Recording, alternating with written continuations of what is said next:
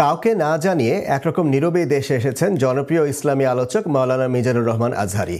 এরপর দিন কয়েক পার হয়েছে, কিন্তু এখনও কোনো প্রোগ্রামে তাকে দেখা যায়নি। সামাজিক যোগাযোগ মাধ্যমে সরব থাকলেও আসেননি সামনে। এবার নীরবতা ভেঙে সামনে এসেছেন তিনি। মঙ্গলবার 8ই অক্টোবর ঢাকার স্থানীয় একটি হোটেলে আয়োজিত মিট আপ প্রোগ্রামে দেখা যায় তাকে, যেখানে উপস্থিত ছিলেন দেশবরেণ্য অনেক আলেম।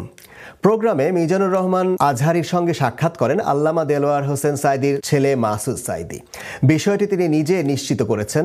সামাজিক যোগাযোগ মাধ্যমে কিছু ছবি শেয়ার করে একটি পোস্ট করেছেন মাসুদ সাঈদী। ফেসবুক পোস্টে তিনি লিখেছেন, প্রিয় ভাই মিজানুর রহমান আজহারীর আমন্ত্রণে আজ গিয়েছিলাম ঢাকার স্থানীয় একটি হোটেলে আয়োজিত মিট আপ প্রোগ্রামে। তিনি বলেন, এবার দেশে আসার পর আনুষ্ঠানিকভাবে এটাই তার সঙ্গে আমার প্রথম সাক্ষাৎ, যদিও আসার পর ফোনে কথা হয়েছে কয়েকবার। মাসুদ সাঈদী বলেন, সব ঘরানার ওলামায়ে কেরামের এক মিলন মেলা ছিল আজকের প্রোগ্রাম।